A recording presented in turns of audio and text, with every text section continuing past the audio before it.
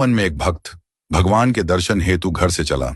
जब मंदिर के पास वाली गली में पहुंचा तो देखा मंदिर के समीप एक मिठाई की दुकान थी। भक्त ने दुकानदार से कहा, भगवान के लिए प्रसाद में पेड़े दे दीजिए।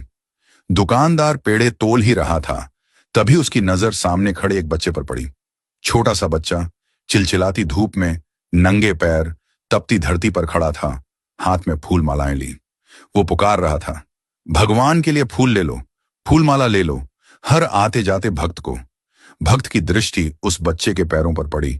न चप्पल न जूते। धरती इतनी तप रही थी कि बच्चा कभी एक पैर को ऊपर रखता तो कभी दूसरे को। वो तपन से बचने की कोशिश कर रहा था, पर आवाज में समर्पण था, श्रद्धा थी, प्रेम था भगवान के लिए। भक्त से यह देखा न गया। उसने मिठाई वाले से कहा, प्रसाद यहीं रखो, मैं अभी आता हूं। वो पास की चप्पल की दुकान पर गया, नन्हे से बच्चे के लिए चप्पल खरीदी, फिर लौटा और बोला, लो बेटा, इसे पहन लो। बच्चे ने चप्पल देखी, फिर उस व्यक्ति को देखा, फिर आंखों में आंसू आ गए। उसने पूछा, क्या आप श्री कृष्ण हैं? व्यक्ति मुस्कुराया, बोला, नहीं बेटा, मैं श्री कृष्ण नहीं हूं। बच्चा जिद पर अड़ गया, नहीं, आप श्री कृष्ण ही हैं। मैं किसी को नहीं बताऊंगा, पर मुझे सच सच बता दीजिए ना। व्यक्ति फिर बोला, नहीं बेटा, मैं तो बस एक इंसान हूं। बच्चा बोला, तो आप श्री कृष्ण के दोस्त होंगे, क्योंकि कल रात मैंने भगवान से प्रार्थना की थी। भगवान, बहुत गर्मी है, मेरे पास चप्पल नहीं है, मेरे पैर जलते हैं, कृपा करके मुझे चप्पल दे दो। और आज आप आए चप्पल लेकर, इसलिए आप जरूर उनके दोस्त हैं।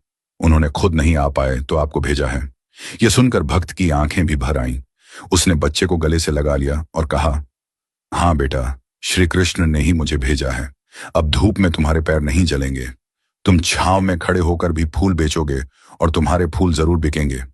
बच्चे ने झुककर उस व्यक्ति के चरण छू लिए और मुस्कुराकर बोला, भगवान कितने दयालु हैं ना, कितने व्यस्त रहते हैं, पर फिर भी अपना कोई दोस्त भेज ही देते हैं। व्यक्ति ने प्रसाद लिया, बच्चे से फूल माला ली और मंदिर जाकर भगवान से कहा, प्रभु धन्यवाद, आज आपने मुझे आपका मित्र बनने का अवसर दिया।